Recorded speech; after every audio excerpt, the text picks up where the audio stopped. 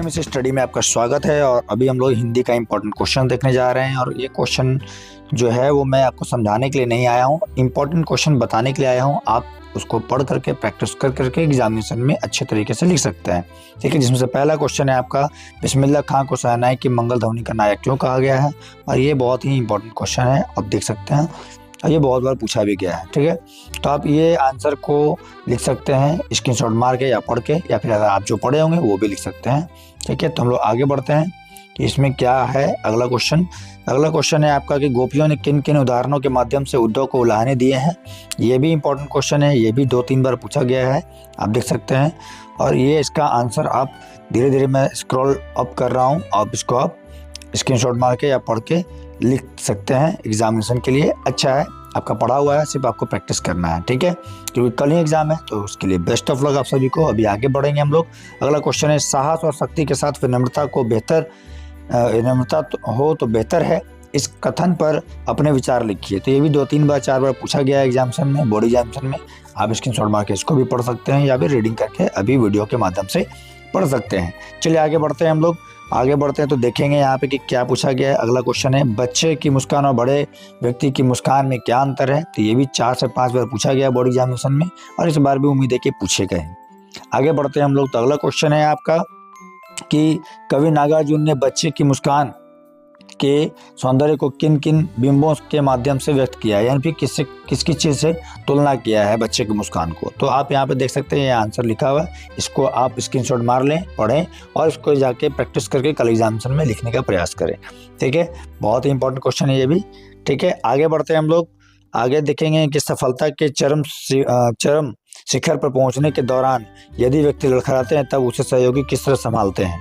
तो इस तरह का क्वेश्चन भी आपको पूछा जा सकता है, बट ये क्वेश्चन 1-2 बार ही 3 बार पूछा गया है, आप देख सकते हैं।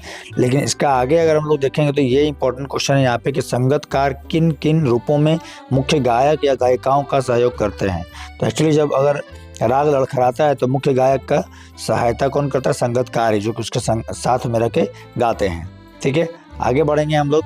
क्वेश्चन नंबर, इसका भी आंसर आप लिख सकते हैं। ठीक है, स्क्रीनशॉट मार लीजिए और आप इसको रीडिंग करके पढ़ सकते हैं। आगे बढ़ेंगे हम लोग। तो सेनानी ना होते हुए भी चश्मे वाले को लोग कैप्टन क्यों कहते थे। ये बहुत ही इंपॉर्टेंट क्वेश्चन है और पॉपुलर क्वेश्चन भी जो हमेशा पूछा गया है एग्जामिनेशन में।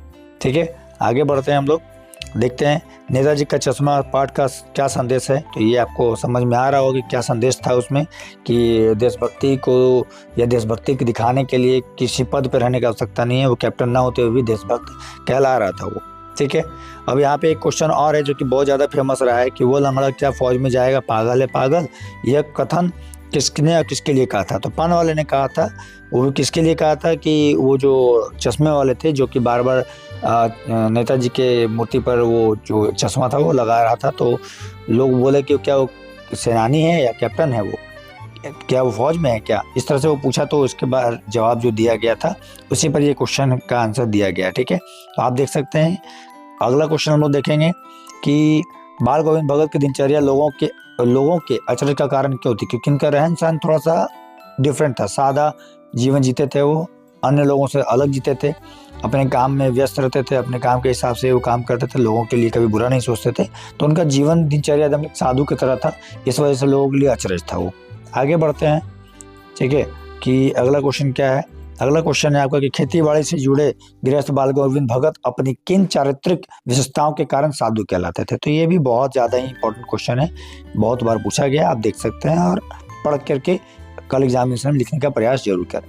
आगे बढ़ेंगे हम लोग और देखेंगे कि माता का आंचल पाठ में आए ऐसे प्रसंगों का वर्णन कीजिए जो कि आपके दिल को छू गए हों। तो कुछ बात है, ठीक है, जो उसमें आपको अच्छा लगे हो, तो आप इसमें इस प्रसंग के हिसाब से आप उसमें लिख सकते हैं और अच्छा लगेगा वो आपको। तो जो अच्छा लग रहा है वो लिख दीजिए।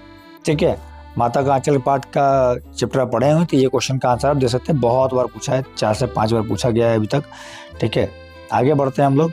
अगला क्वेश्चन है आपका कि गंगटोक को मेहनतकश बादशाहों का शहर क्यों कहा जाता है। तो ये भी क्वेश्चन बहुत बार पूछा गया है, देख सकते हैं आप, 4 से 5 बार 6 बार पूछा गया है अभी तक एग्जामिनेशन में, उम्मीद है कि इस बार भी पूछेगा।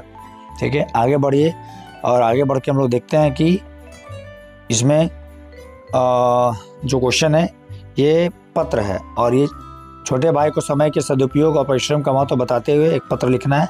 और जब भी लिखेंगे पत्र तो इस डेट को अब एक तरफ ही लिखते हुए एक साइड ही बनाइएगा, जो न्यू मॉडर्न फॉर्मेट है उसके हिसाब से, ठीक है, तो बेहतर रहेगा। ठीक है, आगे बढ़ेंगे हम लोग और देखेंगे इस पत्र को आप आराम से स्क्रीनशॉट मार के या पढ़ के आप लिख सकते हैं। और ये जो नीचे लिखा हुआ है उसके हिसाब से आप यहाँ पे अपना एड्रेस चेंज करेंगे या फिर जो क्वेश्चन में दिया हुआ रहेगा उसके हिसाब से लिख सकते हैं आप। ठीक है, आगे बढ़ेंगे हम लोग। तो 3 ऐसा निबंध है जो कि एग्जामिनेशन में आने के चांस ज़्यादा होता है, जिसमें हमारा झारखंड ये 4-5 बार पूछा गया पहले भी। दूसरा है आपका, अभी धीरे धीरे आगे बढ़ेंगे हम लोग। ठीक है, दूसरा है आपका बिरसा मुंडा, ठीक है, जो कि वो भी 4 से 5 बार पूछा जा चुका है। ठीक है, तो इसको भी आप प्रैक्टिस कर लेंगे अकॉर्डिंग टू अपना जो कि आप पढ़े हैं। और बिरसा मुंडा के बाद आप ये क्वेश्चन को पढ़ लेंगे स्क्रीनशॉट मार के, धीरे धीरे मैं इसको स्क्रॉल अप कर रहा हूँ।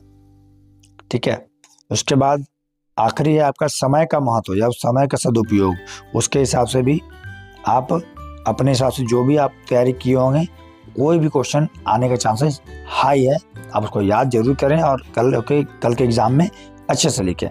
ठीक है, तो समय का सदुपयोग यानी समय का महत्व एक ही बात है, वो क्वेश्चन भी आने के चांसेस ज़्यादा है। उम्मीद है कि आपको समझ में आ रहा होगा कि ये जो क्वेश्चन है आपका एग्जामिनेशन में आने का हाई चांसेस है। ठीक है, और कल के एग्जामिनेशन के लिए आपको बेस्ट ऑफ लक। और हिंदी का एग्जाम आप अच्छे से दें, अच्छे राइटिंग के साथ लिखें ताकि आपको मार्क्स मिलने में आसानी हो। ठीक है, बेस्ट ऑफ लक फिर से एक बार। आपको मिलते हैं हम लोग नेक्स्ट वीडियो में और आप अच्छे से एग्जाम दें। जय हिंद, जय भारत।